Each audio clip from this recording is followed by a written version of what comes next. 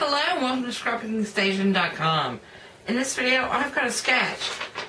It's kind of a challenge sketch, so I've got one page. But you know what? I made the one page, and then I learned a little bit. I need to pull this up. So I made the one page, I learned a little bit, and I made the companion. So this is a companion, and let me hold them together because we're at 2 for 1. So I stretched out that 12 by 12 really pretty pattern paper over 4 borders. So I can put the camera over my shoulder and we can get started. So here's the page sketch that I'm looking at. And you know me, I love having an opportunity to put in multiple photos. So there's at least 4 in here. There's 2 other squares. And actually that's the first thing I'm looking at, because if I look at these 3.5 inch squares, you know what, I end up with 10.5. I got some little niblets in here. If I do a 3 by 2 array, I know that if I have 4 inch squares for my finished either photos or pieces, I am done with an 8 across this way, 12 by section. So once I saw that, if I'm covering up an 8 by 12, which is full length of my 12 by 12 scrapbook page, I certainly don't want to use a whole piece of pattern paper. I'm frugal that way.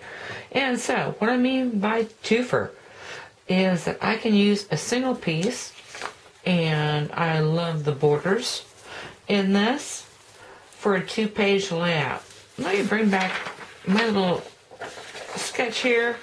So I'm seeing something like this. I've got a 2.5 inch panel here, another 1.5 inch here, and then mirroring on the other side. So let me just zoom in a little bit.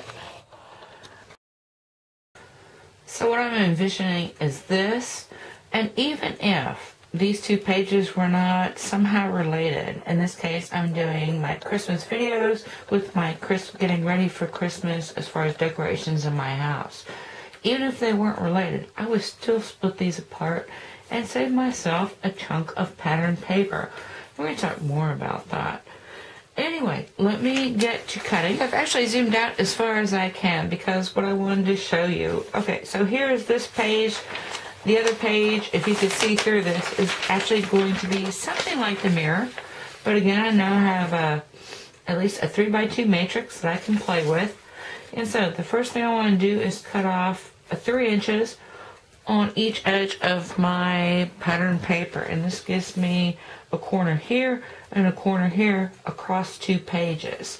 And the second thing is I could just cut off 2 more inches, but I chose, since these are going to be connected, I mean there's going to be a page separator, but you can see where these are very close together, there's nothing separating them out.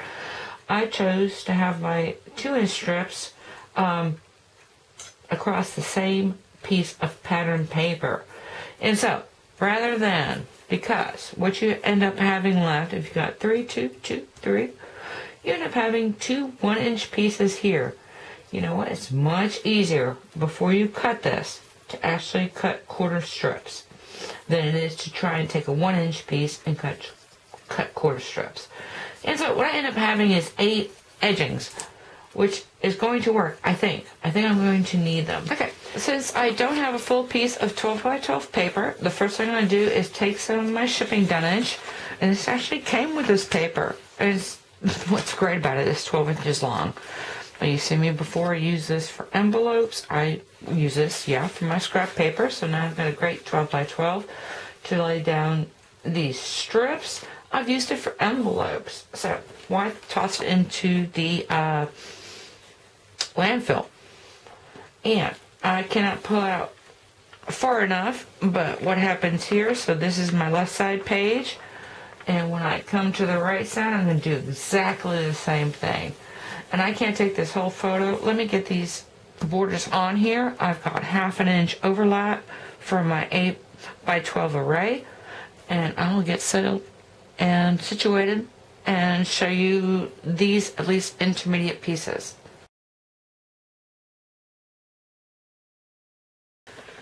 Okay, so now I'm here and I've got my 2-page spread, and so I've got this piece, and I took that photo because these two come together really nicely, and you know what? I knew I was going to use this edging, and so I've got plenty of 1/4-inch strips. I said quarter cuts, but that's what I mean. 1/4-inch strips that I can put around all these photos, which is what I need to work on next. So I know that I have a 3x2 array, 3x2 array of 4-inch squares. So let me work with my photos. I know I have this. I know I also have to find a tab, or at least a template for a tab. And the other thing I wanted to talk about, because I think my first set of photos is going to be very busy. There is a pattern paper here. I'm going to use that on the left side page for sure. You know, the great thing, this is Winter's Garden, by the way. It's double-sided, and that's why when I cut these strips, I mean, that is the page that I used for the backdrop, and I've got these great red strips for edging. But I have got lots of other patterns to choose from. Some pretty plain, some very busy, and so depending on where these photos fit, I'll pick the patterns that will go with it. So let me be back with that. Okay, what I love about this design is, first off, my photos don't need to be 4x4, or my embellishments don't need to be 4x4. What needs to be 4x4 are 6 squares that I'm positioned here. I've got a 1/2 inch that I can overlap in this direction. I've got a 1/2 inch I can overlap this way. You know what? If I want to tack on some fun embellishments, that kind of goes with this. But when I position these blocks, these 4x4 blocks, I'm going to be right on my 2-inch line. So, or 2.5 inch line, excuse me.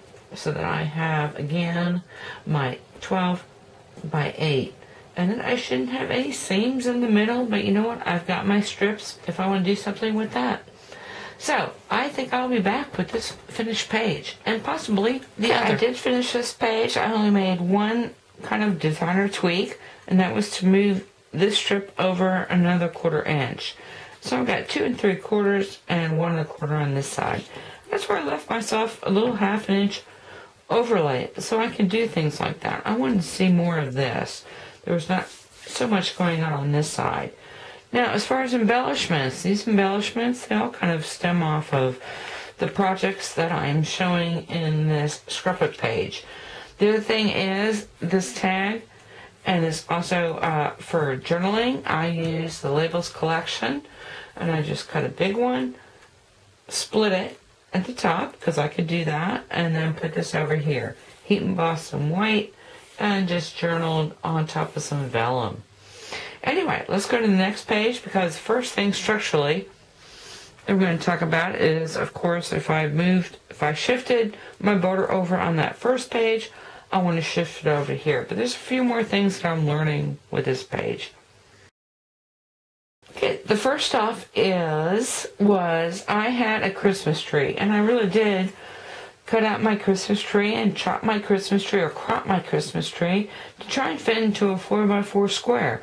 But you know what? I've still got a 8x12 inch panel here, and I could have actually just put a whole bunch of stuff in here. I could put long, like I did with this Christmas tree. I could have put longer with my stockings, which would have been good too. I'm trying to stay consistent with the sketch design because, and I'm going to share this now, and that is that this design comes from Paper Wishes. It is on the message board. If you go to paperwishes.com and you kind of scroll down, you'll hit a message board. And in the message board, there are card swaps, which if you don't have any friends, like I don't have any friends, or if you just want to share your cards, that's cool. But there's always designs, and you make one and you share 15. Anyway, the other thing I want to talk about at this point is that I've got some other embellishments, because I didn't have the same kind of thing that I did on the other side. And I'm using 9 Tiny Christmas Things in shadows, because it has a little bit of everything in it. I didn't get to use it for Christmas. It worked great in this layout. I am actually adding some of the same dazzle stickers and twine that I used on the other page. And in the last photo, I want to talk about this a little bit because, let me pull back a little bit. So as I pull back, I have a very funny story, really, because it was getting very dark in here. And my first inclination was that, man, I need to get my eyes checked. Well, it turns out that I had a light bulb that was out. So everything's super bright, and I apologize for the things flashing at you. Anyway, why I have stamps on the wall? Because in this particular layout, especially, I don't have any kind of stamp set that I'm really in love with. And so I went perusing along my wall, found plenty of woodblock stamps. And what I was alluding to when I released my last video was that I found Deck the Halls. Actually, Celebrate the Season was another selection. This is Happy Scenes. And if I open this up, this is photopolymer. And I saw photopolymer, I was really happy. And just to share, if I had clear stamp, this is, I've got little sticky things on here. This is six-sided sampler. These are clear stamps that you have to put together. You know what? It wasn't put together. And if I had to do that, I know. Another resolution, probably for 2017, is when I get my stamps to put them together. Anywho, at this point, I think what I'm going to do, because I didn't talk about really putting together the structure too much, so I'm going to leave you photos of the finished projects. And, oh, that reminds me, I've got a card. So let's just flip this over. So I've got some scrap here, and I can move it a little bit. But the same matrix works really well, and I love doing this more so. I just released a video about adopting a card design to a scrapbook page, but I much prefer using my scrapbooking niblets to create a card, and this is that. So again, I used my 9 tiny Christmas things in shadows, and created those in gold, and then paired up with the brown in this. I got a little tab, just like in the scrapbook page. And then if you open it, oh, yeah, I've got another little reindeer here. That was the last guy in this page. And now, if I were to put a salutation in here, I'd probably do that either in, actually, I know I'm going to do that in vellum. So anyway, always something to take with you when you're building scrapbook pages. And I thank you for watching.